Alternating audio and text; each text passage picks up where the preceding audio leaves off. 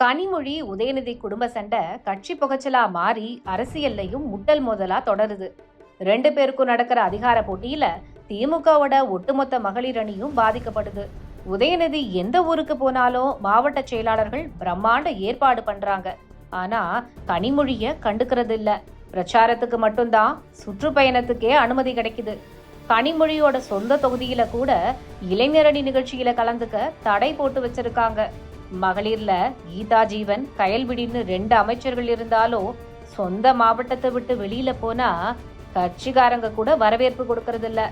வர்ற சட்டமன்ற தேர்தலுக்கு உதயநிதி கை காட்டுற இளைஞரணி வேட்பாளர்கள் இப்பவே ரெடி. ஆனா கனிமொழி ஆதரவு மகளிர் அணிக்கு சீட் கிடைக்குமான்னு டவுட்டா இருக்கு. ஆக குடும்பத்துல நடக்கிற அதிகார போட்டியால அம்போன்னு விடப்பட்டது என்னவோ மகளிர் அணிதான். இதுதான் சமூக நீதியாம்.